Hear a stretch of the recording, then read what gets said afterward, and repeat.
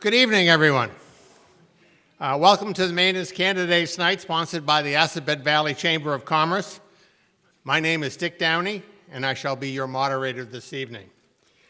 First, let me start out by thanking the candidates here on behalf of the town for their dedication, personal sacrifice, and desire to serve the townspeople. Regardless of the outcome of the election, I applaud them and thank them for their candidacy, both past and future.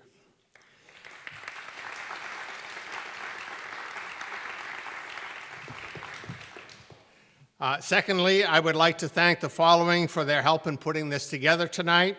The Maynard School Department and Kyle and his staff for the use and setup of the hall. Mark Managian and his crew at WAVM and the Beacon Villager for covering this event this evening. Sarah Cressy and the Assabet Valley Chamber of Commerce, who is sponsoring this event. And the volunteers, Marin Calzia, Barbara Blankenship, Sally Bubier, Joe Sione, Paula Copley, Sophie Copley, Elisa Machado, Dottie McKean, Jack McKean, and Elizabeth Milligan. I'd like to take a minute to go over the rules for this evening. There are 7 candidates in all, 3 candidates for the school committee, which are at the far end, and 4 candidates for the selectmen on the near end. We will interview each group separately. The school committee candidates will be first, and then the selectmen will be next.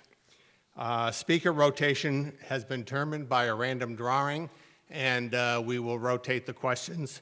Each person will answer every question. There will be a 1-minute opening statement, and then the questions will be 1.5 minutes for each candidate. Closing statements will be 2 minutes for each candidate and will be done at the end of the forum for all of the candidates. Audience questions are encouraged. However, they must be written on 4x6 cards and handed in to the collectors. As we have limited time, Jack McKean will combine and edit similar questions. I will start off by using a question that we have developed from the list earlier and sent to the candidates. Should we not have sufficient audience questions, then I will use more of my stock questions. It is my intention to move the meeting along quickly so that everyone gets to speak, maximize the number of questions, and yet keep the meeting from running too long. Timekeepers will be at the center row at the front. 30-second white warning sign, a 10-second orange warning sign, and then there'll be a red stop sign. In order to be as fair as possible, I shall strictly enforce the time limits. If a candidate runs over, they will be granted a 5-second grace period, at which point then I will cut them off. Anything left unsaid can then be used in the closing statement. The meeting sequence will be opening statements by each of the school committee candidates. Then we'll go to the questions for the school committee candidates. Then we'll do opening statements for the selectmen candidates, questions for the selectmen candidates, and then we'll conclude the forum by each of the candidates having their 2-minute closing statement. There is a literature table out front. When you on your way out, you can grab any literature that you see there that the candidates have left. So let's get started. Will the first candidate please introduce themselves on the school committee, which will be Mary Brandley. And you would like a microphone?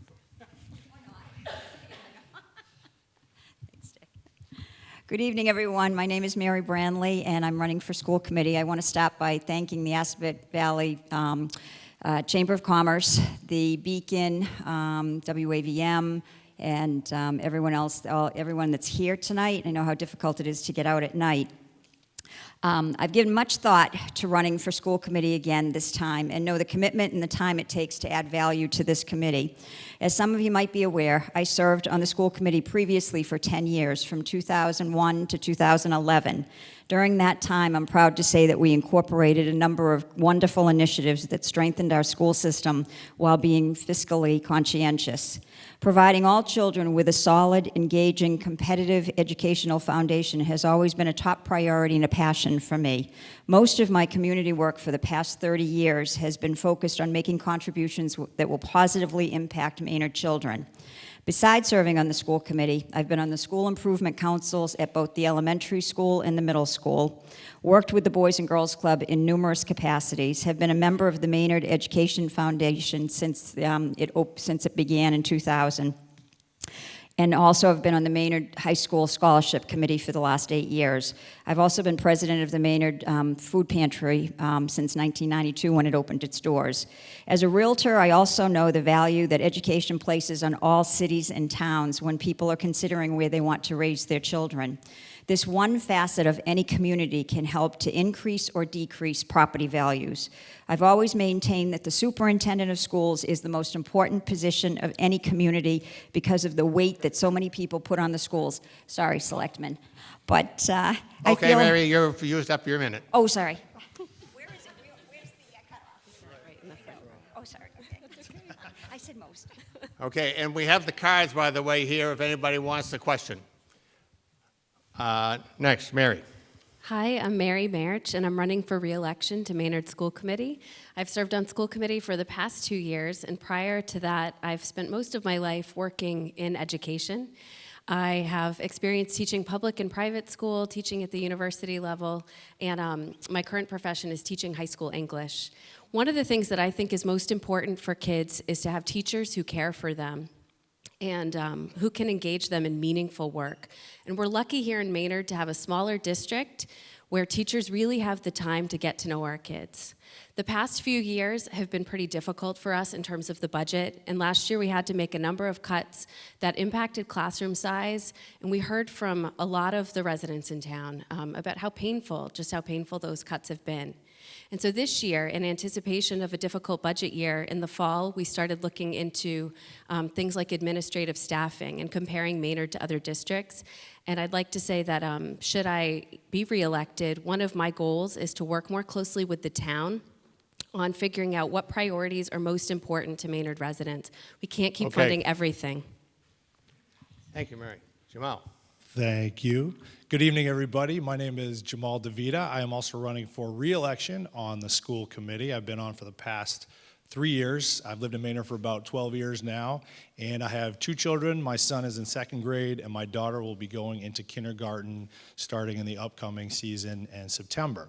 So we've been very impressed with the Maynard schools. My whole reason for getting on the school committee initially was I grew up in Acton, and Maynard always had this kind of reputation as not being quite as strong as some of the other schools in the area. And when I moved to Maynard, I personally found that very offensive. And when I took a deeper look at the excellent education and programming that we're offering here in our small district with all the benefits of having a smaller district, it really started to become this personal crusade for me to get that positive message out there as far as what we have to offer our students.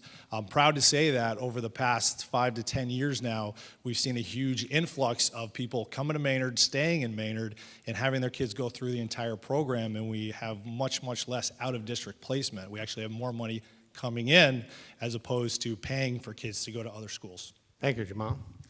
All right, so the first question for the school committee, and this will be to Mary Merst. There are some children in Maynard that need more than a, quote, normal school day. How do we serve them rather than pushing them into a charter school? So I'm not sure if the question is asking about enrichment type activities, but I'm going to respond, I think, from in that vein.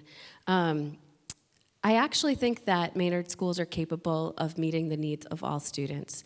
We have, a special ed student population that I believe the schools have done a really great job at meeting those students' needs.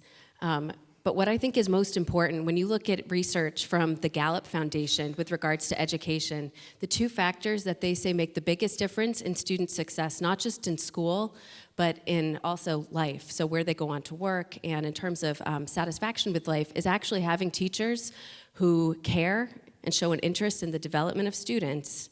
And the second one is having a teacher who engages a student in meaningful work and lets them do their best every day. So I'm a strong proponent in saying that we need to support our teachers. We have great teachers in Maynard, but when you look at our teacher pay, teachers who are new to the district, it's hard to compete with some other districts and what they're paying teachers. So I would say that it has not as much to do with extending the school day as it does to making sure that we recruit and maintain good educators. Okay, thank you. Jamal, same question. I'll repeat the question.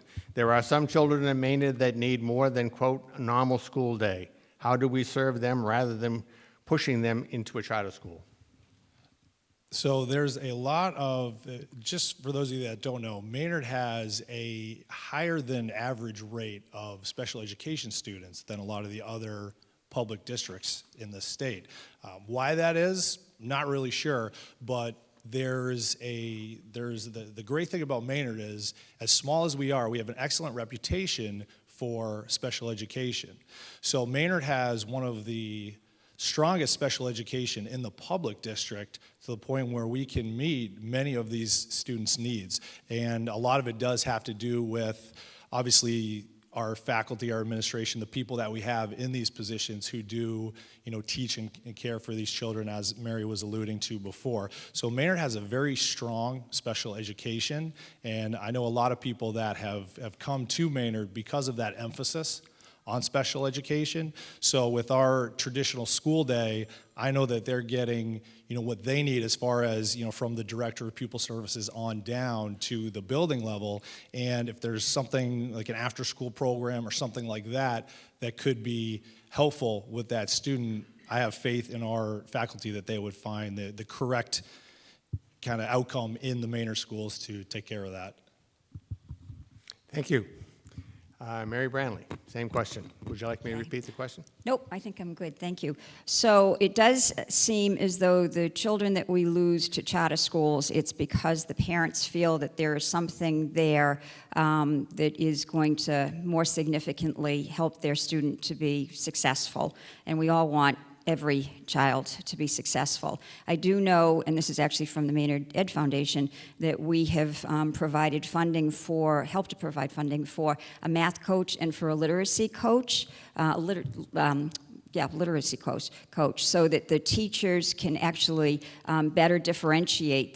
The coaches are actually helping the students at different levels within the classroom to meet their specific needs in that. And I also know, in talking to Dr. Girardi, that there has been serious conversation about working to improve our math and science, which everyone knows that the United States in general, I think we're 27th in the world as far as our math and science goes. So we're really trying to, the school committee, give them their due now, are really trying hard to meet those needs so that we do actually keep our students, because I'm with both of the other two school committee members in that we have an incredible school system. It's almost like a magnet school system, small, and it is differentiated, and it's one of the, I tell people all the time that it's one of those schools that the kids don't get lost, because it's not, huge class sizes and that every child really does succeed if they want to, and also if they're getting the support from their family. Okay, thank you, Mary. Next question, and this will start with Jamal. Would each school candidate describe the one thing they would most like to change or do for the classroom teachers? Great question. We get that a lot, obviously, as a committee, because we hear all the time about a lot of the different needs that need to be met in specific classrooms. So the biggest thing that I would say is giving those teachers the support that they need. And it can be different in different classrooms. There's certain classrooms where an extra paraprofessional or an aide that could be in the room could be tremendously beneficial for that specific classroom, depending on kind of the demographic of the students in that classroom. Other teachers, maybe it might be something like supplies or some kind of technology support. We've had a huge initiative to where we're kind of boosting up and improving the infrastructure with the technology, because we realize that in the 21st century learning is really a big emphasis for Maynard schools. So having that infrastructure of having all the kids being able to work with technology on the different levels from a very young age. So in certain classrooms it could be that. But ultimately the biggest thing is it's a blanket question, and I think you're going to get a lot of different answers depending on who you ask. So the biggest thing for me was going to be the transparency and communication between the teachers at each building level and what they're looking for specifically, so that we at the committee level can support them in their fullest. And ultimately what it translates to is a better education for your children. Thank you, Jamal. Next one would be Mary Branley. Could you just repeat the question? Same question. Could you repeat it, please? Describe the one thing that you would like most to change or do for the classroom teachers. I would like every parent to support their child when they come home with homework or anything that needs to be done to follow up, to reinforce what is being done in the classroom.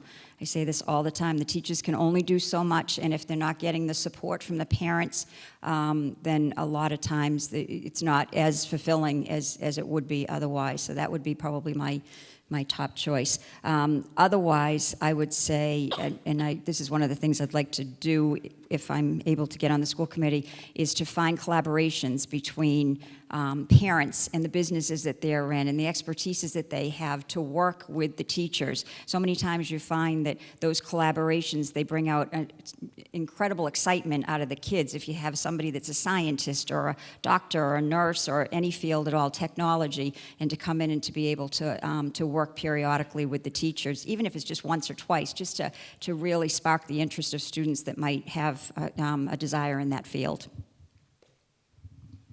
So school today is changing drastically. I was on a panel a couple weeks ago where the gentleman who was presenting said, why aren't students allowed to use a cell phone during a test? And it was mostly parents in the audience, and they said, well, because they'll cheat. And he said, yeah, they'll use their resources. And then he said, what's another reason they can't use their cell phone? And the parents said, well, because they'll collaborate, they can text each other.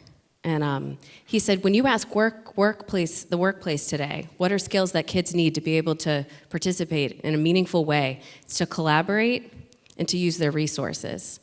So I think because education's changing at such a fast rate, teachers need time to collaborate with one another. So we often spend a lot of money on bringing consultants into the schools, and I think the best professional development I've ever seen in jobs that I've had is when I have time to collaborate with my coworkers, to be able to say, you know what, I just had a terrible class, it tanked, can you give me some advice? But our teachers' days are so packed full with a number of responsibilities. And so I know it costs money, but it's sometimes when I see how much we spend on consultants, I think, you know what, we'd be better off freeing up our teachers' schedules during the day and giving them time to tackle some of the challenges that they face. Okay, thank you. So the next question, we'll start off with Mary Merst again. What 21st century learning best practices have you investigated and or brought to Maynard in the past?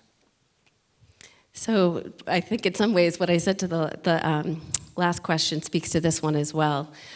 We've been making a real big push on school committee for greater attention to students' social emotional growth. So we are educating kids who might be getting higher test scores, but they're some of the most stressed out, most anxious students that schools have seen. And I was fortunate enough to go to Finland last June and to get to visit some schools there, and came back with just a lot of ideas about things we can do differently. So for example, in elementary schools in Finland, students have 45-minute classes, and at the end of every 45 minutes, they have a 15-minute break in recess. So students at Green Meadow get about a half an hour of recess during the day, and we've been trying to push for more recess time for increased attention to things like their social emotional growth. So these soft skills like grit, the ability to persevere, things like that, I think we need to be emphasizing more, and we'll continue, to sing that tune. I know my colleagues on school committee will, even if I'm not reelected, but I think we really need to change our focus a little bit, soften our focus on academics. Jamal? Thank you. Mary's absolutely right. There was a huge emphasis put on the social emotional learning, because you cannot ignore the data and the research that's coming out that shows that really is the ultimate predictor of how a child is going to do as they continue to develop. So if they're completely book smart, but they have no common sense, they have no social skills, it's only going to get them so far. So the huge emphasis has been on that social emotional learning. So a lot of the things that we do with our professional development are surrounding that. The recess time, we just passed a policy to assure that no child will ever miss recess because of something that happened in the classroom, whether it was a disciplinary situation or if they were behind on their work. There will never be a situation where they're going to have to miss recess because as a punitive punishment consequence type thing. That's something that we're really proud of, because and it can be hard to, for some people where you've got an overactive kid, they may be acting out in class. A lot of reason for that is because our kids are very overly scheduled right now. If you look at the time that they spend in their classroom, it's not like when we were kids and there was a lot more play and free time. It's, you're sitting at your desk, you're doing worksheets, you're reading books, then you're on to math. It's very structured. There's not, so we're, unfortunately, because of trying to meet demands and federal and state guidelines, we've kind of put our kids into this, kind of pigeonhole where they're doing more and more work and they're getting less of that recess, that outdoor time, that release time, which is so important. So your child who may be acting out in class, don't have them miss their recess. That's the worst thing that could possibly happen. That kid especially needs to get outside and blow off some steam. So we understand the importance of that, and we've implemented that. And we've also put a big focus on growth mindset. So instead of, if a challenge comes up, instead of saying, oh, I can't do this, it's, I'm going to try, Okay. This is what I'm going to do. Thank you, Jamal. Mary Branley? Well, where I haven't been on school committee for 6 years, our biggest initiative was full-day kindergarten at the time, which was a pretty big deal, to incorporate that into the budget so that people didn't have to pay out of pocket in that. So at the time, that really strengthened. But as far as today goes, the other school committee members are correct in that, it just seems as though everything's so structured because of the MCAS and all of the testing that has to be done. It's almost taken a lot of creativity out of the classroom. Having said that, though, you find that the schools that are doing really, really well, for some reason or another, they're not concentrating on those tests. Somehow it's just sort of happening anyway, and they're also having much more creative learning taking place. So I think that we can really, and this is one of my focuses, is I really want to take a concerted effort to look at some of these other school systems that are really doing a great job. And the MCAS hasn't been their focus. It hasn't had to be for some reason. I don't know exactly what they're doing differently, but I know everything that we do is geared around the MCAS, and it does. It stifles the kids at every age bracket. And we're supposed to be trying to create lifelong learners that are, creative in that, and it just seems as though we really stifle them. Okay, thank you. So the next question will be for Jamal. Maynard is a small town with limited resources and high taxes. Town departments all compete for these limited funds. As a school committee member and town citizen, how would you balance these complex requests? That's probably one of the most obviously popular questions that we get, because being a small town, we have a lot of benefits. There's a lot of unique things that we can offer our students that a bigger district can't. However, on the flip side, we do obviously have a budgetary constraint, especially in this town where there's not a lot of commercial tax revenue, most of the onus is put upon the residents. So the biggest issue becomes, how do we fully fund our schools? Not even, and when I say fully fund, I mean level fund, which is a term that you'll hear. Level fund means when we do a budget every year, things are going to increase every year contractually, inflation, things that out of district transportation costs, for example, things that we can't always predict how much they're going to increase, but we know every year things are going to increase to a certain percent. Yes, the school line item on the town's budget is the largest one, but I would say that it's also one of the most important. If you look at this area, of all the people that move to this area, kind of Metro West Boston, typically they're looking for a town with, the quote unquote, the strong schools. Where can I go, raise a family? And it used to be, Maynard was an affordable town you could get into, and then people would go on. But now what we're seeing is, with more people staying in here, understanding the value of the schools, and then wanting to stay here and make that commitment. So it's not fair to just say to our residents, we need you to pay more taxes because the school needs more money. That's not the case. What we really need to do is get more commercial tax revenue in this town. This town has a major, major revenue problem, and it's not fair to have the residents pick up the tab. We need to do, and I'm sure the selectmen will talk about this with some of the developments, but we need to do a better job of raising all the money, because the more money the town gets, the more money that the schools and the town get, because again, we're all working together. It's all for Maynard. Thank you. Mary Branley. Good old budget. Again, every year it is such a challenge. I will say that we've, over the years, been very, very fortunate to have the Board of Selectmen and the other departments work really well. Firm believer that if you really lay it out and you continue to have the conversations, not just the February big meeting that happens on that Saturday and then moving forward, but really start the departments getting together on a regular basis from July 1st going forward, I really truly believe that we can make it work.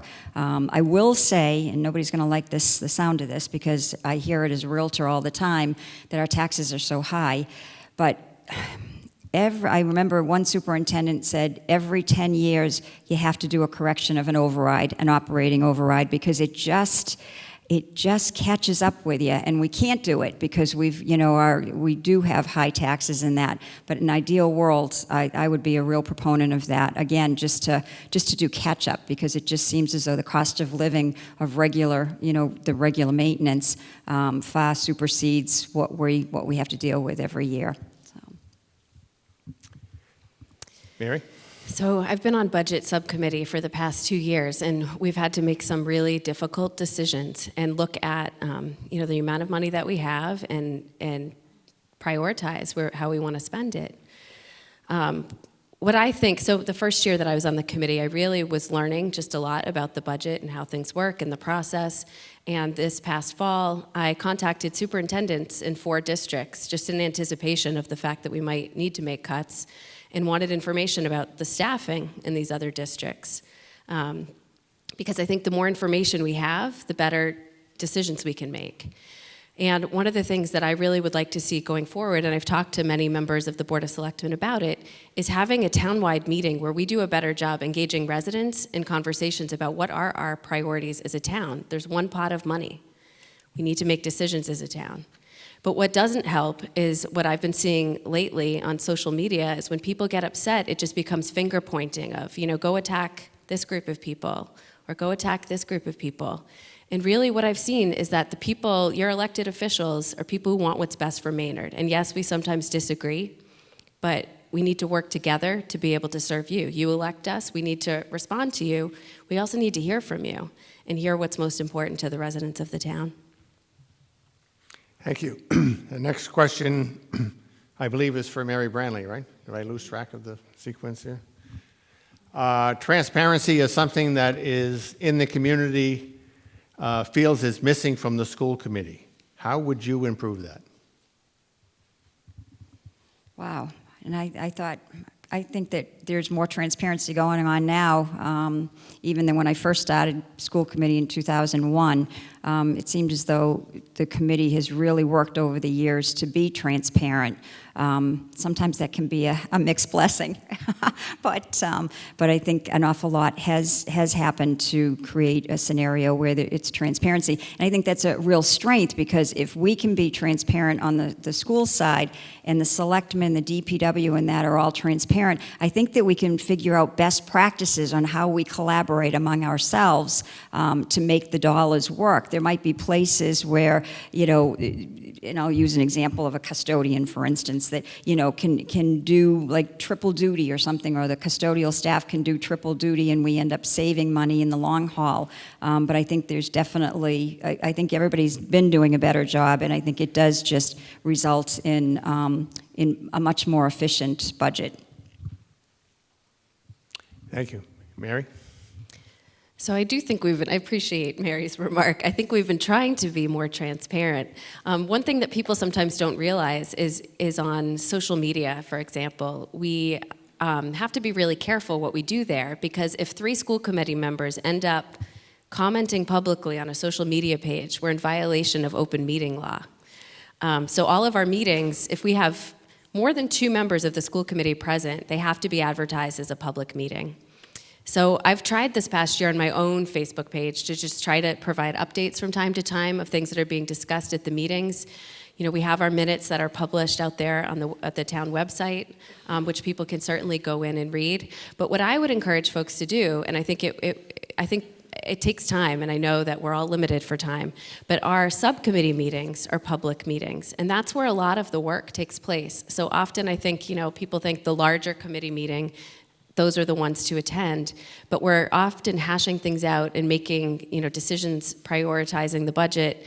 Those happen at our smaller subcommittee meetings. So I know there's always more room for improvement. I had a parent recommend to me that we should hold, individual school committee members could just hold coffees and invite parents to come ask questions, and I think that could be great. I know that the formal meetings can be intimidating just because of the procedural stuff, and we're all sitting up there in a line, and I often feel like people leave with more questions than answers, and that frustrates me, because I actually think a lot of our best conversations sometimes happen in those subcommittees. Thank you. So transparency obviously is a huge thing, and I can tell you over the past 3 years of being on the school committee, it has really come a long way from where we started to where we are now. So much to the point where we're having some joint meetings with the Board of Selectmen. They've always been very receptive to us coming in, especially surrounding budget, anything that has to do with obviously with the money. So, because that's really, when it comes down to is we have to work collaboratively with the Selectmen. Because you'll hear it over and over again, there's one pot of money, there's one town, we're all that, these subcategories underneath the umbrella of the town. So that collaborative approach is obviously going to be the most important. And being transparent is going to be obviously the utmost important part of that. So we have some joint meetings with the Board of Selectmen. As Mary was saying, we have the budget subcommittee, a lot of the other subcommittee meetings, which are a great way to get more information. We also have with our new business manager, she has new accounting software where we can give to anybody who wants it every single line item, and it's a spreadsheet that goes on for days. But we can give you the line item of any cost of anything in the school and exactly what it is. And we can also show you what the projected increase is to the next year. So she's done a great job in her short time here with getting the metrics out there and making them more easily accessible to both us and the Board of Selectmen on the town side. That's been great. I also have my Jamal DeVita Maynard School Committee Facebook page that I use as a way to positively use social media to get the right message out there, the correct message out there. There's obviously a lot of information that can be put up on social media, a lot of those alternative facts that people like to mess around with. But when I put things up on mine, it's all based on what we're doing from the school committee standpoint, everything about the meeting. So if you don't want to come to the meeting, I'll give you a recap of what we talked about and basically what's going on so you can get some real-time updates. Okay, thank you. Next question is for Mary Merst. There have been many articles written over the last several years questioning the magnitude of special education budgets. Some say we are not doing enough for special education, while others say that too many resources are spent on special ed and that we are shortchanging the rest of the student population. Can you please give us your views on the subject? So that there are a number of laws in place regarding special education, and I think that as there should be, and we comply with the law in Maynard. So whether our special ed population is a little higher, or even if it were a little lower, we're evaluating students for the needs that they present to us. And you know, we get money, when you look at our state funding, our Chapter 70 funding that we get from the state, there are formulas in place that to some degree affect the money, the funds we receive for different types of students. So if we have a special ed student in Maynard, we get a little bit more money from the state to meet those costs. There are some costs sometimes we can't anticipate, so we might have students who are deemed to have needs which require that they go out of the district. And when that happens, you know, we sometimes are hit with a bigger bill than we anticipated, and that can be challenging in terms of the budget. But I don't ever want to think that we're pitting special ed students against general education students. I think we're trying really hard to meet the needs of all students and following the law. Jamal?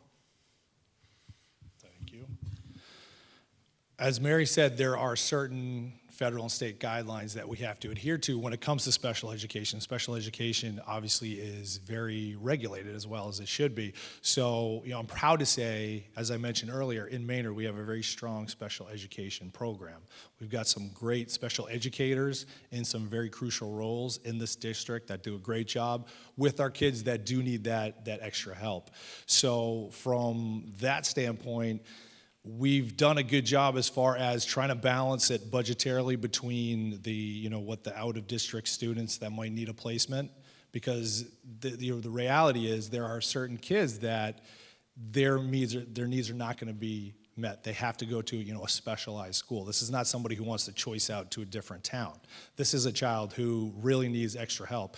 Now, suffice to say that there aren't too many of these children that do need the out-of-district placement, that the majority of our special ed students are able to stay in the district, and we're able to give them the help and the support that they need. And it is funded from the state, from what we get with the, you know, in adherence to the guidelines and everything. So it is a very strong program, and I don't think it's necessarily at the expense of the, you know, the general education classrooms. We've also, with some of the out-of-district expenses like transportation, which we are legally mandated to pay for, we're looking at some of the different collaboratives. The one that we're in currently now, trying to renegotiate with them. We're also looking at some of the other collaboratives that we could be a part of in order to see what we can do to help kind of cut down on this out-of-district transportation cost, because it is a big one, and it does increase, seems to increase, you know, much higher and much quicker than a lot of the other normal increases. So that's something where we try and think on our feet as much as possible and try and get, you know, creative with what are some of the other problem-solving things that we can do to kind of cut down on our special education costs, but of course maintaining what we have to legally. Mary? I'm also very proud that we take very good care of our special ed students. I've heard too many times from other communities that they really don't do much for them, and as a result, they basically shoo them away, and we are known to take very good care of our special needs students. That being said, we also have had a really good reputation in the past of creating programs. I know the autism program was put in place while I was in school committee the last time to actually create a program, and you can actually bring students in from other towns to basically, for best bang for the buck. You know, if we have a few students that are in one that have a special need, then we collaborate with other towns so that possibly we can have, and use autism for an example, but we can have our autistic students be in our school, and from Sudbury, Acton, Concord, their students come, and so there's more students in a classroom, which really serves the best purpose as far as the teaching staff and that. And then we might send some of our students to a different program, to a different school, to do the exact same thing. So there's a lot of work that goes into really trying to do the best that we can for the students.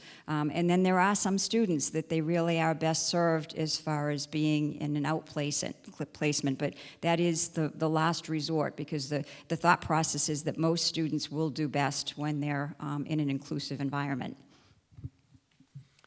Okay, thank you very much. I'd like now to move to the selectmen candidates with their opening statements. And Elena, would you please go first? Hi, everybody. Thank you for being here. I know this is a really busy time of year. I was running here from Green Meadows Open House, so I really appreciate everyone taking the time out of their schedules to come and get to know us all. My name is Alana Gustafson, and I've lived in Maynard for 13 years now with my husband, and we're raising our 2 boys here. I am mostly a stay-at-home parent, but I was the webmaster and vice president for the Maynard Family Association. I worked as a substitute teacher at the community school preschool.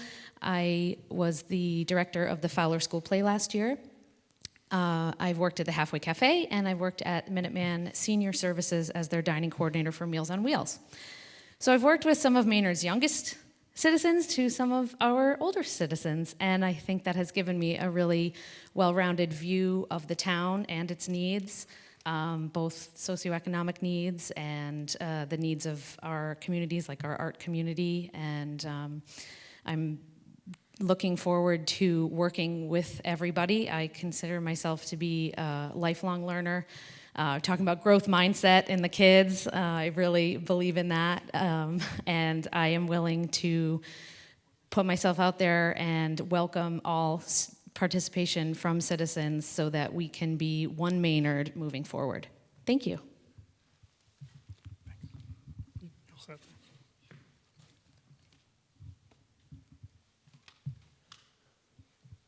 Pardon me, our lack of modesty barrier is troubling. Good evening, everyone. Thank you for coming out. My name is Jason Creel. I'm currently one of your selectmen, and I'm running for re-election to the seat. As many of you know, I've lived in Maynard for 12 years with my wife and 2 dogs and 1 cat. The past 3 years have been eye-opening, sometimes troubling, sometimes just spectacular. It's been a privilege to serve the town of Maynard for the last 8 years as a member of the planning board and then a member of the Board of Selectmen. And I think we've done a lot of great things over this time. And that's not to say that we've done things perfectly, because I think we're far from perfect. But it's been my privilege. I would very much like to continue that, and I look forward to your questions tonight. Thank you. Melissa? Good evening. I'm Melissa Levine-Pirro, and I'm running for selectman as well. Not only am I a resident in town, but I'm also a business owner. I own a law firm on Great Road where I work as an attorney and a mediator. And even though I grew up in Acton, just a short ways away, I chose to settle in Maynard because of Maynard's strong community. And I'm committed to giving back to Maynard's community, and I have a track record of that in the time that I've been here. I have been on the Maynard Business Alliance since 2012. I'm currently co-president alongside Mary Branley. Mary and I have worked with our fellow board members, business owners, and residents to bring you the Sip and Stroll every year and the Spring Art Walk. I've also served on the town's Economic Development Committee. I've coached Little League softball in town, and I've been on the board of directors for the Assabet Valley Chamber and the Middlesex West Chamber. And even though I've only been in Maynard for 5 years as a business owner and 3 years as a resident, I am committed and I have a track record of getting things done through action and collaboration. And I can promise you, as selectman, I will continue to take action, I will drive results, and I'll be your voice in town government. I ask for your vote on May 2nd. David? Thank you, Mr. Moderator. Thank you, everyone, for coming out this evening. Thank you for the high school students who are here helping us as well. It's always a pleasure to have you. My name is David Gavin. I am a candidate for re-election to the Board of Selectmen. It will be my 4th term. I've been on the board for 9 years, and you may say, geez, why would you do that? Well, here's something to laugh about is I love municipal government. I love serving people. I love working with people. And you know, I was raised in a family. It's interesting, the 3 of us grew up in Acton. I probably well ahead of the other 2. But I was raised in a family that taught me that public service was important and that caring for people was important. And I always remember that when I sit as a member of the Board of Selectmen, that's really the role that I'm playing, is caring for people, respecting people, And that's what I intend to do, and that's what I will continue to do if I have the pleasure of earning your vote for re-election on May 2nd. Thank you. Thank you. Okay, the first question for Jason. How will you educate citizens regarding town budget? People tend to blame schools when the budget needs to be cut. Okay. Yeah, I think that's probably somewhat fair depending on where you're looking. As far as educating folks on the budget is a long, we start budget about 5 minutes after we finish budget. And what I found, and it's been over the last few, in the last 3 years, is that really, as we've moved and become more collaborative and become more transparent on both the town side and the school side, and I do commend them on that, we still tend to still fall into the trap of looking at budget in February and looking at budget when the town meeting warrants go to the printer. And we just can't do that. We can't do that anymore. We have to start in November, and we have to be collaborative. And whether that means we sit down as a committee, a subcommittee with members from each board, finance committee, and the town administrators and school administrators to do that. But that may be an answer. But we actually do that, and we do that starting in November. And we bring folks in, and we have those discussions so that at the end of the year, we're not just throwing out a surprise budget to everyone, even though it's not really a surprise. It is when that's the first you're hearing about it. Thank you. Melissa? Thank you. So with respect to the budget, one of the things that you'll hear me say throughout the night that I think Maynard needs is smart planning and careful planning. And with the budget, like Jason said, I think it needs to be a fluid discussion and something that happens year-round. Too often, people don't even hear that the budget discussions are starting in February. They hear around now in April, and then there's a hoo-ha about what's going on. Those conversations need to happen year-round, and they need to be transparent.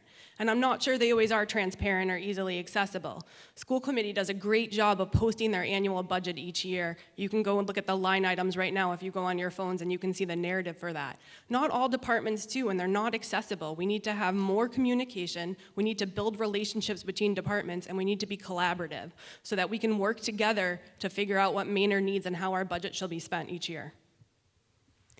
Thank you. David? Can you just repeat the question just so I make sure I... Sure. How will you educate citizens regarding the town budget? People tend to blame the schools when the budget needs to be cut. Okay. The budget itself is a different discussion than how we allocate the budget, but I'll get into the conversation about how we allocate the budget. I absolutely agree with Jason and Melissa that we have fallen away over the last couple of years, and I think it has to do with change in administrations or whatever. But several years ago, we had a budget subcommittee that worked virtually year-round. And it was made up of a couple of members of the Board of Selectmen and a couple of members of the school committee. I had the pleasure to serve on it a number of years. And it was a conversation. The police chief was there, the DPW director, and the fire chief was also part of that group, as well as members of the finance committee. And we had discussions all year round about what the needs of the budget were, or are. And it was a collaborative and a sometimes heated discussion about what our needs were and where we might be heading. We've fallen away from that. I've been frustrated over the fact that we've fallen away from collaboration or more discussion about the budget, and it becomes an issue that, as Melissa stated, suddenly appears. So I am committed to re-energizing the budget subcommittee, and going forward, I hope that that's the process that we can use so that we do have collaboration throughout the year, and we have conversation throughout the year, and it is not a drop the bomb in February and then work it out in 2 meetings that you have every other week between then and April. Thank you, David. Helena? So I think at the heart of this question is really one of the reasons I'm running for selectmen, which is communication and education between our boards and our citizens. I think this is a problem.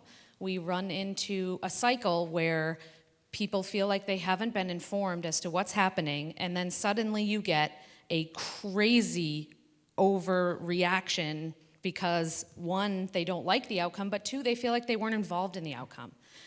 So what I would like to see more of is proactive outreach from the boards to our citizens in every and any way that that can happen.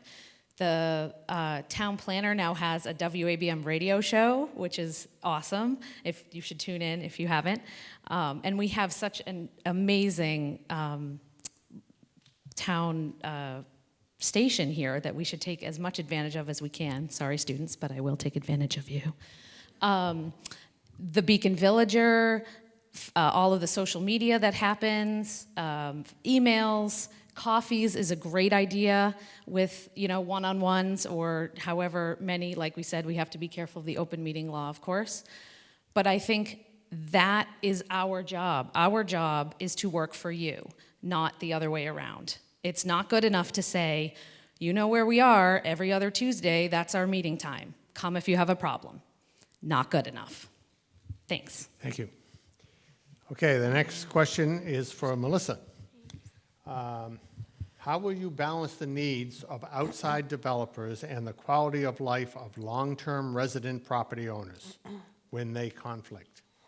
So I think there's always going to be conflict. We're not going to have that many more long-term development projects because, let's face it, Maynard is out of land.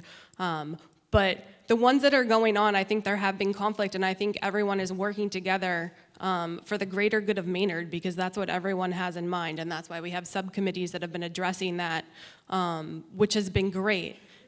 Parker Street, the extra revenue from that is really going to help address our high taxes and other budgetary restraints that we have in this town, and that's a great thing. And I think we just have to be conscious and work with our residents and come together and talk about those issues when they come up and figure out a creative solution that everyone can live with and we can move forward. Can you repeat the question again? How will you balance the need of outside developers and the quality of life of long-term resident property owners when they conflict? Actually, I think, one of the beauties of Maynard is the fabric of our town, the small town nature that we have. And I do think that we have to work together as a community with the neighbors and a developer that might come in.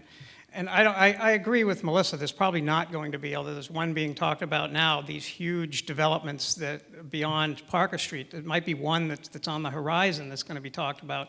But we have to have community discussions over and over. It has to be talked about repeatedly. We have to understand as a board of selectmen what's going on. Sometimes I feel that the communication, even from above, sometimes could be a little bit better, and I hope that we can improve upon that. As far as the residents and the neighbors are concerned, they have to become involved, and we have to invite them to become involved. Planning board hearings have to be open as they are, and people have to be willing to come and speak and hear out. And we have to be more willing to listen and more willing to talk with our neighbors about what the issues are that they're concerned about. I try to do my best to walk around town and to speak to as many people as possible and hear their concerns about things like this. And that's the only way I learn. And I enjoy doing it, and I learn from all of you and others that I meet. And I think it's important that we listen to the people and that we have an opportunity to let them have their speak at public meetings. Thank you. Elena? Could you just repeat it so I'm sure? How will you balance the needs of outside developers and the quality of life of long-term resident property owners when they conflict? That is an awesome question, actually. Because I'm hoping to be a long-term resident property owner. And I would say that we need to be very conscientious about thinking for Maynard's future and where we're going, and that's something that the board and the town as a whole definitely needs to keep in mind. We're not just thinking about Maynard 2017, but what about Maynard 2025 and where we're going?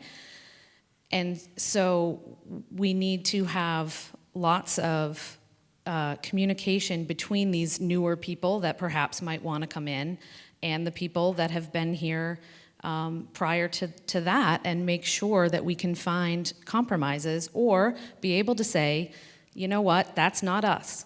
That's not Maynard. We don't want that. And that is important to get our citizens and the property owners and everybody's input on, so that we can make those decisions collaboratively and make sure that when we have a development, when we're going to potentially change something within the makeup of our town in some sort of major way, that we know it is something we want to do today and it is something we want to have for the future.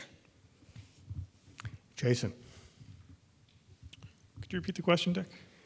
how will you balance the needs of outside developers and the quality of life of long-term resident property owners when they conflict? Thank you.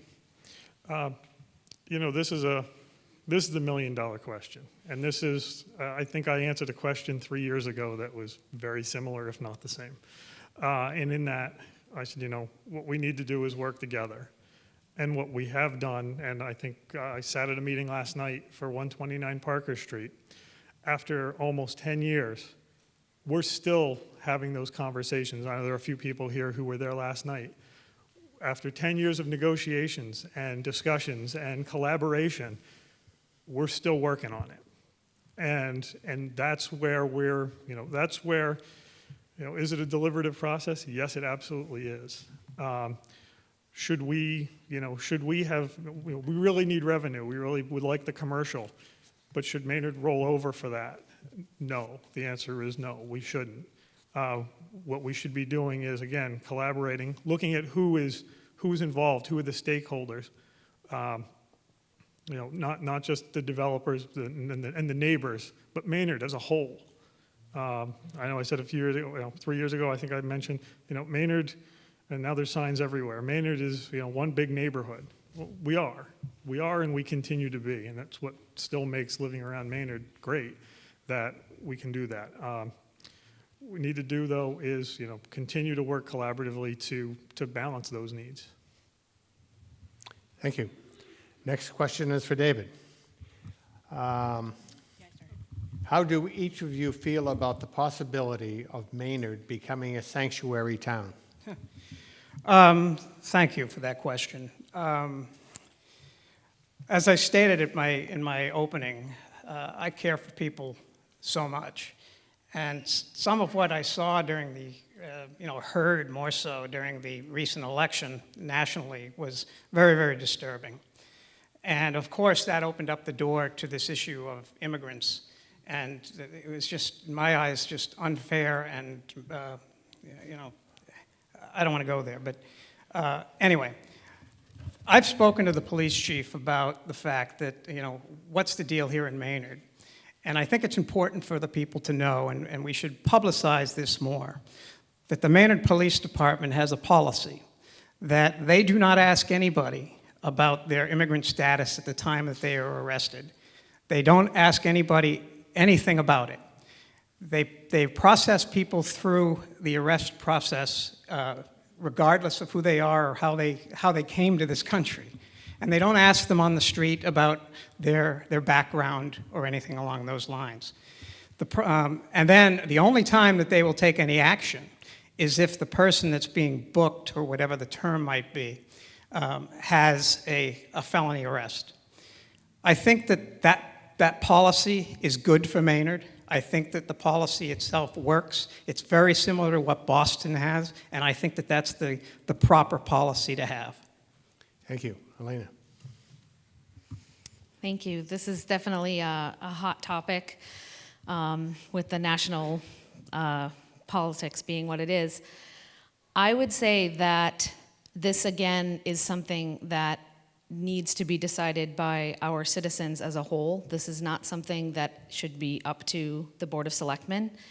I think it is something that needs to get a lot of education out from top down and what it would mean for our town. And we should have open forums about it. We should have everybody, feel like they are respected and heard on the subject. And then I would put it to a town vote. I think we should be open to it, especially if that is what our citizens are asking us to do as a board. So I would say that it is something that I've definitely considered, thinking that our lovely town, the neighborhood that it is, would want to have happen, and I would definitely put that to our citizens for a vote to make it happen. Thank you. Jason? Thanks. I'm going to say I'm probably not going to differ very much from the comments that David made about the town, the statement made by our police chief regarding our policy. I support that policy. I think if you were to ask me personally whether we should become a sanctuary city, I would probably tell you no. I think there are a lot of dark clouds out there by this current administration, whether it's good or bad, right or wrong. There's two sides to this story. There's opinions on either side about what's right and what's wrong. I think as a member of the Board of Selectmen, my job in the last 3 years, and hopefully 3 more, is to continue to be a steward of the town of Maynard. Being a steward of the town of Maynard is protecting the town of Maynard. And if that's protecting it from, someone we arrest who may not be documented, who has felony convictions, I want to protect Maynard. If it's protecting Maynard from an overzealous federal executive, I want to protect Maynard. That's my goal. To kind of follow up something Alana just mentioned about putting something to the town, I would have no issue putting that to the town for their input. Thank you. Melissa? So I'm going to start by saying that from a legal perspective, there's no legal definition to sanctuary city. What it means to me and what it means to the other candidates up here and what it means to you is going to greatly vary. The term sanctuary city came about because people wanted to see that everyone in their communities had access to education and law enforcement. And as a candidate up here, I can say 100% that I believe that everyone living in Maynard, regardless of their immigration status, should have access to education and law enforcement. Studies and statistics have shown that when people are afraid to call the police, crime rises. We don't need that in Maynard. And I think it should be noted that every city that has adopted a sanctuary city policy, there is an exception carved out for those who have been committed of crimes. The sanctuary city policy does not protect them. So that's a clarification I want to make. Whether or not Maynard becomes one, I do agree that's up to the people of this town. But from my perspective, with all the hate in our state and in our country and in our world right now, I don't think that there's any room for that in Maynard. We always say that Maynard is a welcoming community. And I think Maynard should show that if this ever goes to vote. Thank you. Next question is for Elena. What is the most important thing that you have done to prepare yourselves to be an effective selectman? Ooh, another great question. Thank you. Most important? What is the most important thing that you have done to prepare yourself as an effective selectman? Great. I would say that the most important thing for me is to have gotten to know the needs of the town through my professional work and volunteer work. I would also say that to be a selectman means to be an effective leader, a team player, someone who is going to work very hard with the best interests of the town at heart, and I believe that I can absolutely do that. As I was saying, I consider myself, a lifelong learner, and I don't have an issue saying, I don't really know enough to give you the best answer for that, but I am going to do everything that I can to go learn about it, and I will get back to you. And I think that's really important, and to be sure that I can be an effective leader, that I know what I know what I don't know, and I will learn everything that I have to know, and that is what I'm going to do moving forward. Thank you. Thank you. Jason? I think is the short answer, be selectman for 3 years and figure it out the hard way. No, I think my preparation was learning about Maynard. Maynard is not was not originally my home. I came from Pennsylvania, and I moved here with my wife, who was also from Acton, so there seemed to be kind of an infestation. It was learning about the town for a year or for a few months as an alternate member of the planning board, 5 years on the planning board, an alternate again, and then really stepping into a new role, learning about the Board of Selectmen, learning about our role. I can tell you, after 3 years, I'm still learning about our role, and how that changes day to day, and the things that we continue to wrestle with. Especially things that come up, every year. David can attest to this. Every year, our goals are to improve communication, to improve customer service. Really, how do I prepare myself? Is trying to do the homework, reach out, talk to folks. Challenge myself to get out there and really work with some of the stakeholders and support them, and really doing my homework and devoting the time and really committing. Melissa? Thank you. I really see three things in my life and career that have prepared me to serve this town as selectman. First, I've been very involved my whole life in community service. I started my career in nonprofit, and I've continued to give back to the community through various boards and committees and volunteer organizations around here, including serving 2 years on the Economic Development Committee for the town. But also my career has really prepared me. Being an attorney, our minds are trained to think and take complex amounts of voluminous information and contracts and boil it down and understand it so that we can then ask those critical questions and help analyze it and evaluate the situation. So that's also been a big component that I think has prepared me. But lastly, and I think the most important, is working as a mediator for 8 years now. Even through law school, I mediated in small claims courts. I think having those effective, collaborative communication skills is invaluable and something that this town really needs right now. I'm committed to using those skills with not only my fellow board members and other committee members, but with the town. I think it's really important to be accessible and approachable and to start dialogues, even if in the end we agree to disagree. But I want to do that, and I want people to feel comfortable coming to Board of Selectmen meetings and feeling like they can reach out and talk and have a conversation. So those are the three things I feel like I could bring from my past that would help me on the Board of Selectmen. Well, I spent, prior to becoming a member of the Board of Selectmen and serving on the Board of Selectmen for the last 9 years, I was 2 years on the Finance Committee, and I spent one budget season on the Capital Planning Committee. So even prior to my 9 years, I had some understanding of the budget process as well as the understanding of capital and the way that we plan it and how it gets used and whatever. But you know what? My book smarts, if you want, or my smarts that I learned through those processes isn't what taught me how to be an effective selectman. I think that comes from my heart. It comes from meeting with people, talking with people, learning about people, learning what's important to people, and listening, and being willing to fight the fight for when you know it's right. That's what makes you an effective selectman. Not book smarts and not knowing how the budget works, but knowing what Maynard is, knowing what we are, knowing what our values are.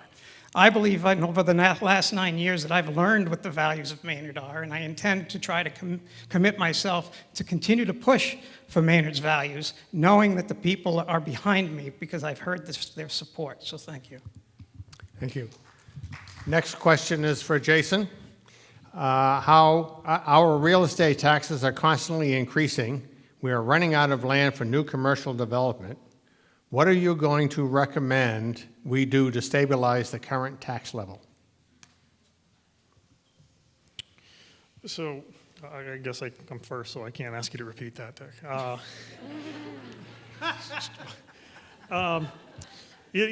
That's absolutely true. Maynard is running out of land. I think we talked about it, at length here before, amongst some of the different questions between the different candidates.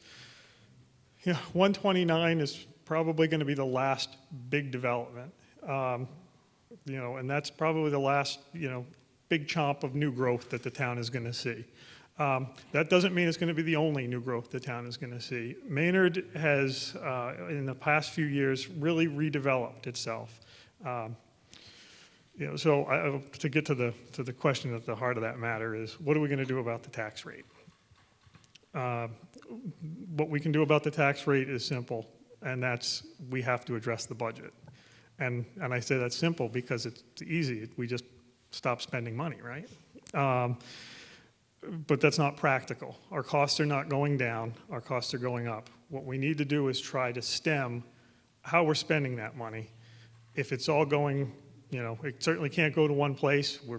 We've just come off a budget decision where we've made some tough decisions in order to try and make that work. And we still did that with a 2.5% levy increase.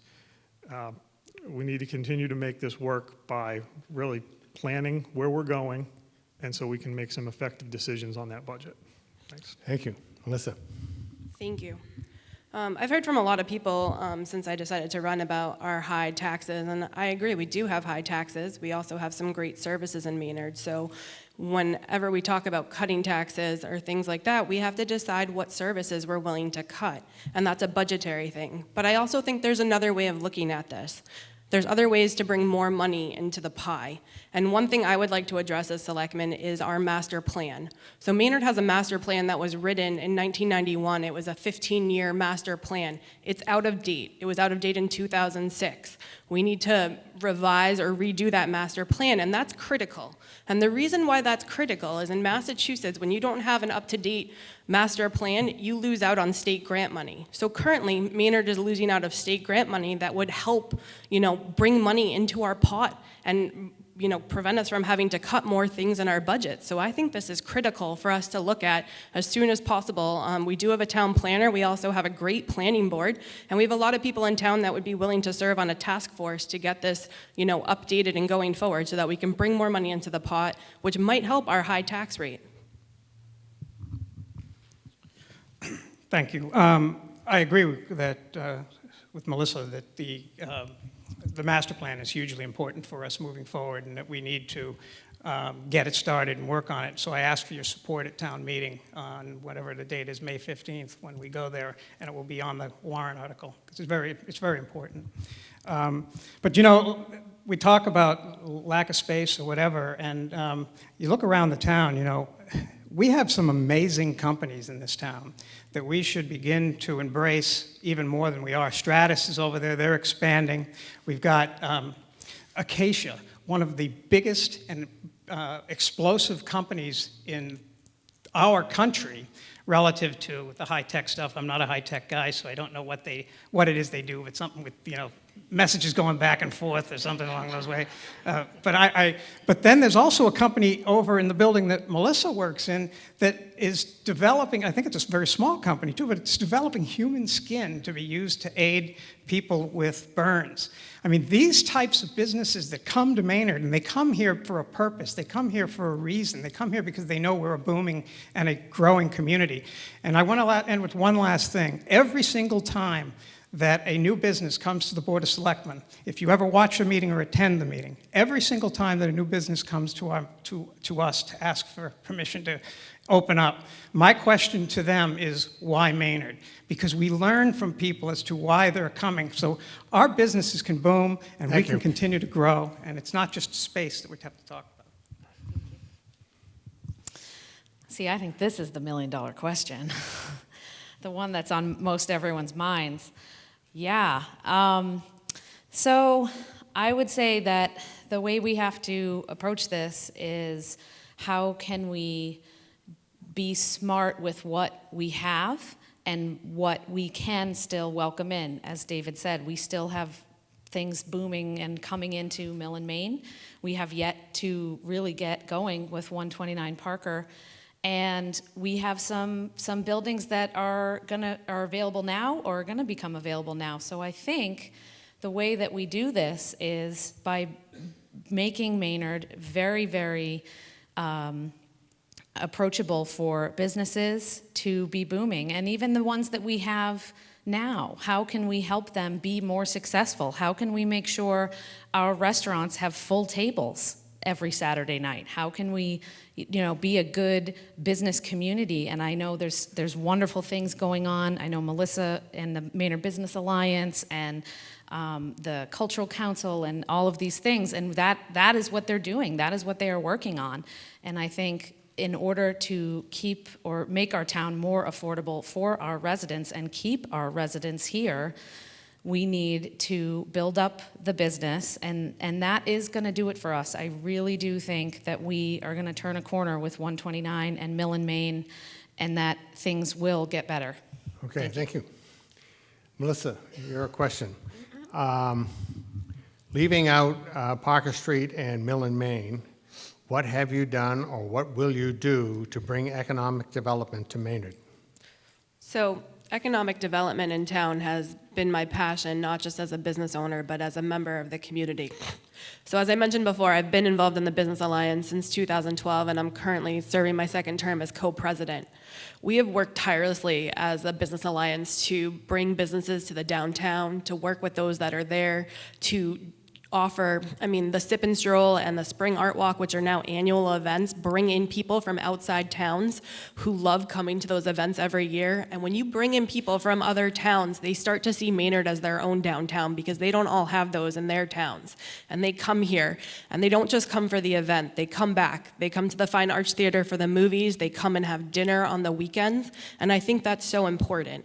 And another thing I've worked on with the Business Alliance and my fellow members there is improving the relationships between all the facets of the business community. Sometimes they work in isolated parts. So we have the downtown businesses, we have Mill and Main, and we have Parker Street.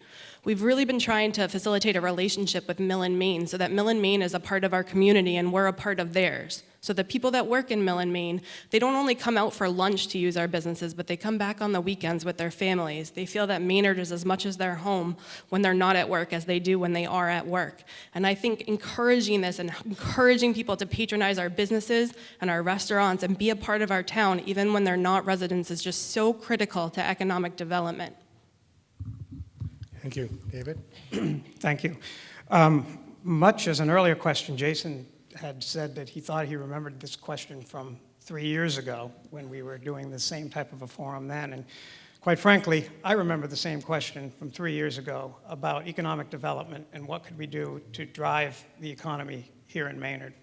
And at that meeting, or at that presentation, whatever it was called, I spoke about some things that have all come, or that have come to fruition. Namely, the first one was the Aspet Rail Trail, which I believe is a huge issue for economic development, because what will that do? That'll bring people that otherwise never would have come through Maynard to our community. And they will come in, they'll see some of the stuff that we have here, and they'll say, hey, that's pretty cool. Let's try that. Let's go to that restaurant at night, and et cetera. The second thing was, and I give huge congratulations to so many people who worked on this, and I was proud to support it, but I did very little. Elizabeth Milligan is here, but the Cultural Council was, as you probably know, just got a designation for Maynard's downtown area to become a cultural district. To me, that is huge for our community. People are now going to see Maynard as a destination place. And then the excitement that you get when you hear the Cultural Council talk about things that we can do with this cultural district designation, like art that's just out there on walls that currently look like, not the best. You put a little art on it. If you go on the internet, you can see some of this stuff. It's really amazing. Thank you, David. Thank you. I could go on for hours. So the question asked what I have done so far, which I think personally for me, probably feeding and clothing 2 boys has been my economic development for the town. Thank you. But I was actually just at an economic development committee meeting this week and learning about what they are doing. They have a wonderful database of all of our businesses, which you would think we would have, but we didn't. And they are going to be making a business map, and they're thinking of kiosks. I mean, they're thinking really really far, not really far, but they're thinking the future and how we can, make our downtown area so much more interactive with people that come. Everybody's got a smartphone. You do the little QR code thing, and then you're in this map, and you can see where everything is and where you want to go next, and spend more money. Maybe you came for the outdoor store, but now you're able to have this whole experience, and now you're going to stay for lunch, and now you're going to do this. So I think they're doing some really, really wonderful things. I think the Cultural Council is fantastic. I think our art space and all of our artists, some of those artists come from very far away, and they also, bring people. You want to see these people because they're super talented. So you will come from far away to do some of the art space things that they do. So, Thank you. Jason? Could you just please repeat the question? So, leaving out the Parker Street and the Mill and Main, what have you done or what will you do for economic development in Maynard? All right, thank you. I just want to make sure I actually answer a question here. In the past 3 years, we've really attacked the downtown and a lot of our business districts. My time in the planning board, obviously we made major changes to our bylaws to really drive some of the mill and main work. Obviously, the revisions to the overlay district, which are, those are, like you mentioned, two isolated areas. But the other thing that we've done is, we've really worked with our new planner, and new is sort of a relative term, I guess, in really showing what Maynard has, that Main Street feel, and that Main Street feel goes beyond Main Street. The artist community, the fact that we've been continuing to champion projects for wayfinding downtown, which I know some other folks have mentioned, with kiosks and boards and literally, what sounds like almost the yellow brick road to walk you right down to our businesses, and that's terrific. Going forward, we've been dedicating some money to the downtown for some improvements and some beautification. We've reinstated some of the grant programs for business enhancement, and I'd like to continue to do those things. Thank you. Next question, starting with David. Do you support giving senior citizens a break on their water bills and property taxes? I do. And as a matter of fact... and in addition to that is how should it be funded? Oh, I do. And as a matter of fact, in recent months, I was the lone supporter on the Board of Selectmen for maintaining what was currently the senior water discount. I fought like hell, and I lost. And that's okay, that's democracy, that's the way the process works. But I do think that the senior discount as it existed was a small little stipend for those who have given so much to our community and who I think deserve to have some type of help with their water bill. It's not a heck of a lot of money. And how do you fund that for the water? Well, it's a shift. So everybody else pays a little bit more, but it's not a heck of a lot more. The people on fixed income, their Social Security went up 0.2% this year, and then on top of that, they had a Medicare cost hike of about 6%. So in effect, they took a pay cut. It's not healthy, and I want to keep people here in Maynard. And as far as the taxes are concerned, I recently proposed a voluntary donation that can go out with our tax bill to help the seniors. I also want to try to build up that in some fashion. I hope that you will watch our meetings and support my proposal so that we can move forward in helping the seniors as much as we possibly can, because they're a huge value to our community. Thank you. Could you repeat it for me, just? Do you support giving senior citizens a break on their water bills and property taxes, and how should it be funded? Okay. Well, this is definitely dear to my heart after working for Minuteman Senior Services.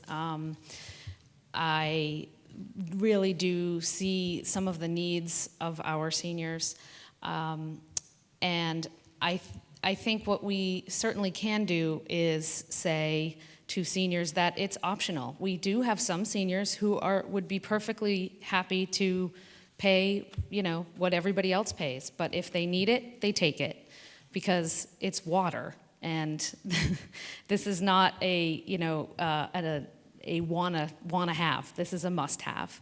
And for them to have to leave their homes because they can't afford the taxes or the water, it just does not seem right. I think Maynard we care too much about our own to do that. It comes down to the money, of course, and how do you make that happen? And I think partly we might have to redo how we bill water and sewer. Right now it's just on how much you use, and the more we use, the less we have to pay, except we are going toward conservation. We have low-flow toilets. We do things not to use more water. So this business model is not very good for us anymore. So we might have to look into how we do that differently in order to make it worthwhile for everybody. But I'm sure that with our economic development that we're talking about, our new taxes coming in from businesses, we can make this happen for our seniors. Thank you. Thank you. Jason. Thank you. As far as the water and sewer discount for seniors goes, that obviously was disappointing. I certainly maintain that we could not continue to go on the path we were on. What David mentioned was just a small program and a few dollars, but the way it was implemented had ballooned, and it ballooned to hundreds of thousands of dollars. And we weren't asking, we weren't asking the rich banker down the street to cover it. We were asking other families to cover it. We were asking single moms with kids to cover it. And I think at that point, it wasn't really sustainable, and it wasn't really right at the time. Would I support bringing it back in a different version? Yeah, I probably would. I know in talking with a few seniors, I've obviously heard from a few at the meetings that, clearly they receive a discount and they'd like to keep doing so. I can't argue with that. There's no argument with that. But I talked to a lot of other folks too, and folks who are familiar with the town, familiar with our issues, familiar with the fact that, we didn't raise rates, and then we ended up with huge rate hikes to try and accommodate that, who said, I don't need it. I'll pay my way, and, just be considerate about how you move forward. Thank you. Melissa. Thank you. Just to start with, I absolutely do agree 100% with the senior discount. I think there are smart ways we could bring that back that might be more acceptable to everyone. David and I agree on so many issues. I think this is one we are violently in agreement with, and he's been a champion for seniors in this town, which I completely respect, and I stand behind him in everything he's tried to do for seniors in this town. So yes, there is a fee shifting that's going to have to be involved one way or another if we bring back that discount program, and I think that's okay. I also think there's creative ways we could do it as well. For instance, Maynard used to send out their water and tax bills in the same envelope when it came time to get those bills, and currently they come in separate envelopes. It's not a lot of money, but that's a line item. If we consolidated that, again, they're going out at the same time and stuff them in the same envelope, the town's saving on the envelope and the stamp that's going out to 10,000 residents. I don't see why we couldn't do that again and take that money that we're saving and apply it to the senior water discount so we can bring that back. My office works with a lot of seniors in this state. We have an elder law department, and I do volunteer work at all the VA hospitals. And there's a crisis in the state. It's expensive to live in Massachusetts, and when you're living off of Social Security that hasn't gone up in years, your seniors are being driven out of their homes, and there's not enough transitional housing, and they shouldn't be forced to go into it. So I think anything we can do as a community to help those people that have contributed for so many years and worked so hard, we should take advantage of those opportunities and help them out. Thank you. I'm now going to move to the closing statements. For those of you who submitted questions and they didn't get asked, I invite you to talk to the candidates afterwards. We have a time limit, and unfortunately we couldn't get to all the questions, but there have been some super questions, and we appreciate your participation. I'd like to start with Mary Branley with the closing statements. Okay. We school committee members decided we were slacking because everybody else is getting up when they're talking. We had the conversation conversation. Okay, so we're getting up. We didn't know it was an option. I know. Oh, well, so we get. Anyway, hi again. Dick asked us to introduce ourselves again, so I'm Mary Branley. I'm running for school committee, and I really would so appreciate your vote. Once again, I'd like to thank everybody who came out tonight. I'd like to thank everyone that organized this evening. It's such a great way to get the word out of what we all stand for. My ongoing theme has been that education has been a passion for me, and I think as I get older, it becomes even more so. I think mostly because I've spent a lot of time at the food pantry and also with the Boys and Girls Club over the years. And children come to school with very different backgrounds, and it's our job as a community to take care of all of them and to make them all successful, lifelong learners when they leave here. As time goes on, it's just so much more competitive every single year as to what they're going into. So we really, it's our job to take care of each and every one of them all over the spectrum, from the challenged students to the gifted students. As a school committee member, I'll work hard to support the administration and the staff when I agree with the direction that they're going. I've gotten to a point in my life where you can say I've lost my filter, and I will also challenge them when I think that it's not going in the best direction for all of our children. You can count on that.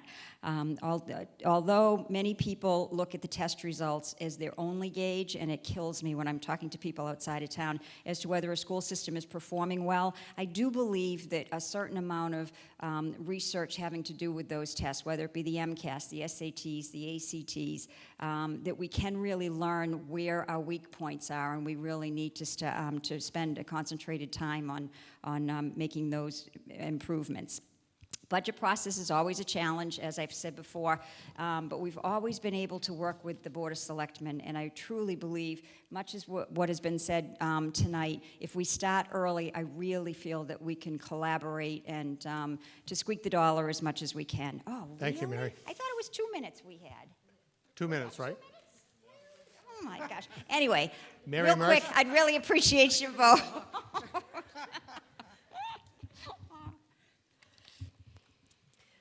So I always tell my students that that our greatest strength is usually tied to our greatest weakness, or at least I like to think this. So I hate public speaking, and it's one of my weaknesses. I'm afraid of it. But I like to think that it's tied to one of my greatest strengths, which is that I think I'm a really good listener. And today, just in general in the world, I feel like often there's just a lot of talking.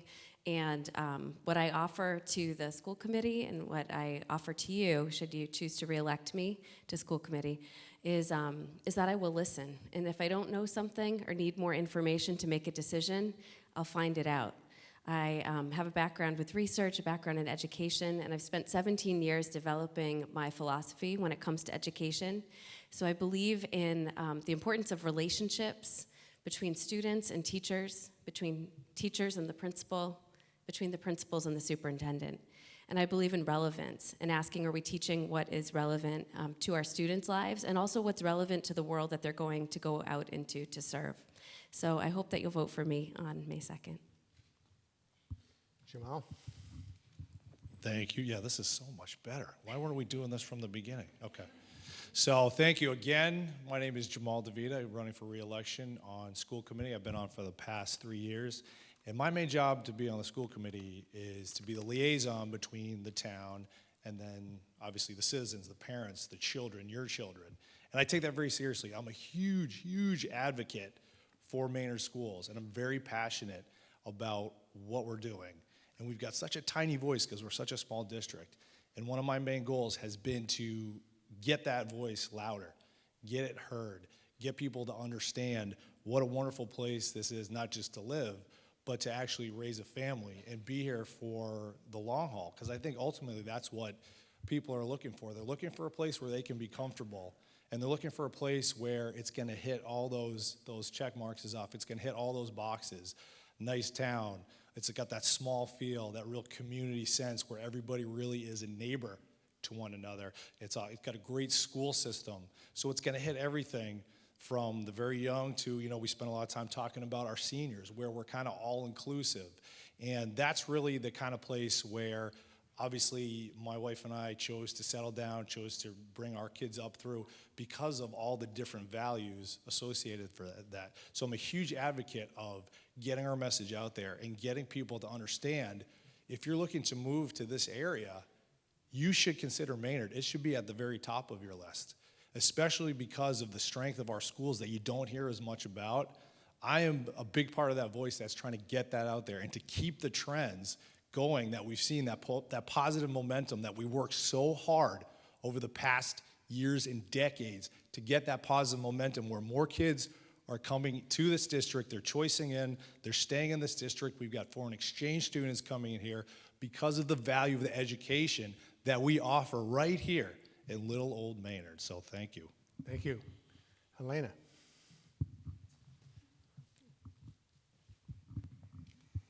Thank you. Again, my name is Alana Gustafson, and I'm running for Board of Selectmen. I'm running for Board of Selectmen because, for one thing, I wanted to see more women on the board, and I believe I can add a strong female voice to the board. I am also running because I want to see more proactive outreach from the board and from Town Hall to its citizens to make sure that everybody who wants to participate knows where to participate, when to participate, what to participate about, and feels respected when they do that, that they feel like their voice is heard and that they are a part of the process.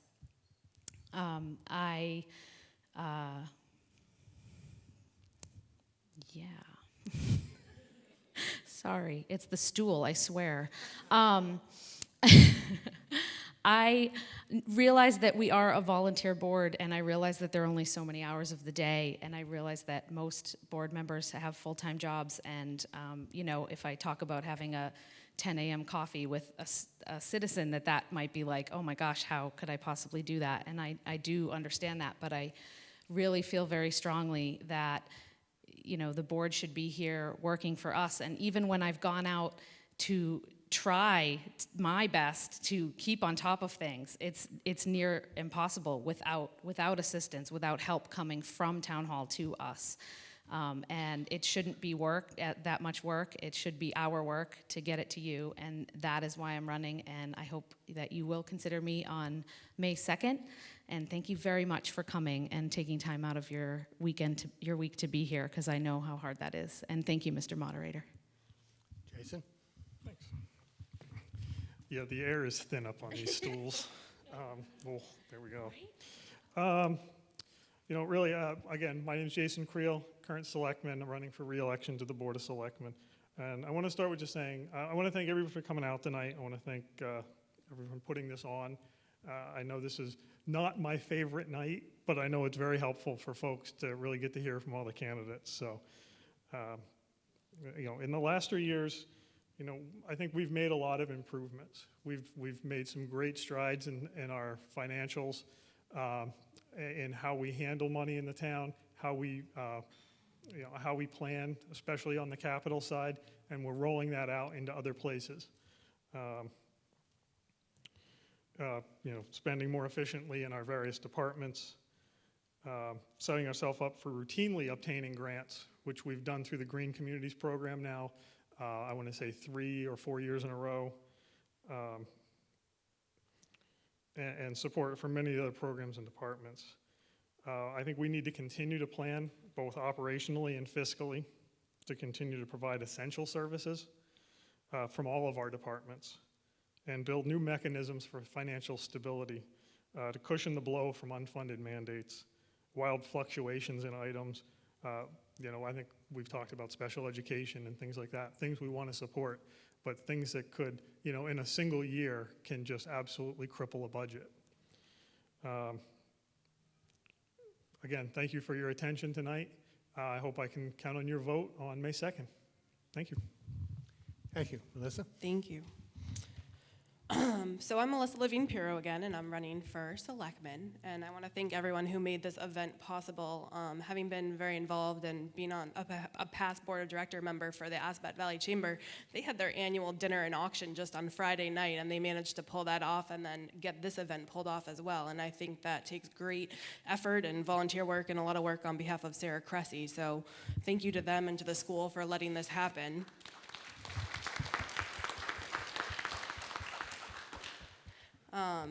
So I'm running for Selectmen for many reasons. One, I'm passionate about Maynard. I've definitely been here, for the least amount of time of everyone here, but having grown up next door, I chose to come here, and I love Maynard, and I'm not going anywhere regardless of whether I get on this board or not. I'm invested as a resident, I'm invested as a business owner, and I'm invested just as a member of the community who's involved.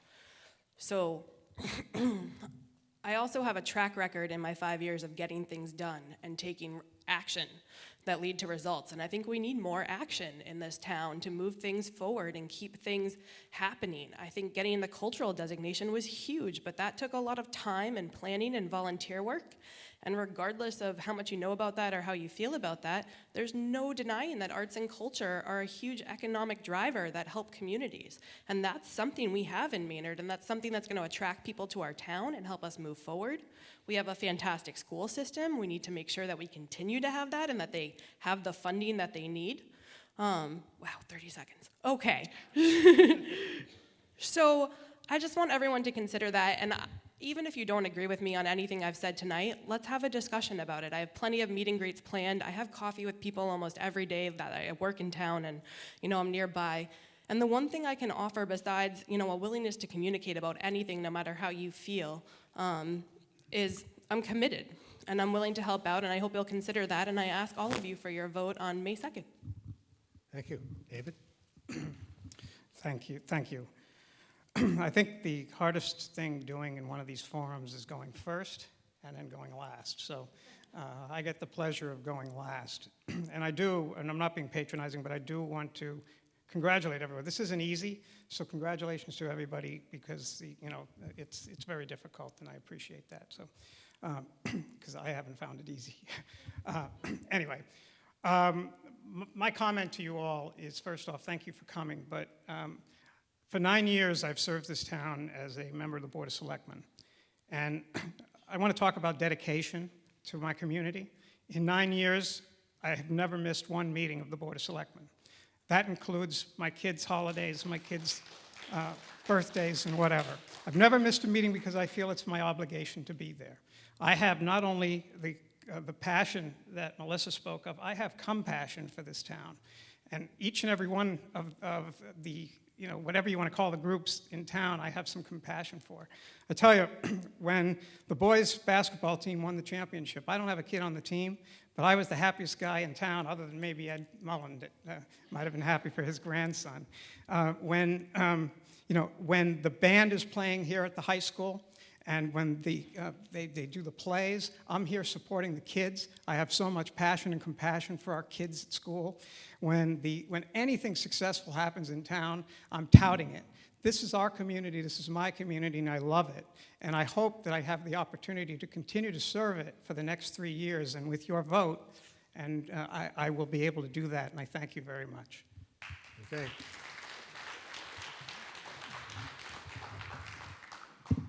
Our democracy depends on citizens involved, so I am very pleased to see you all here tonight. And please let your friends and relatives know what you heard here tonight, and be sure to encourage everyone to vote on May 2nd. I would like all of the candidates to please stand and accept a hearty round of applause from the audience.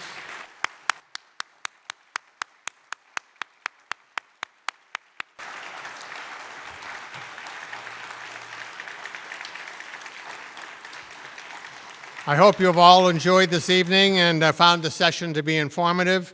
Thank you all for coming, and this concludes our forum. Thank you very much. Good night.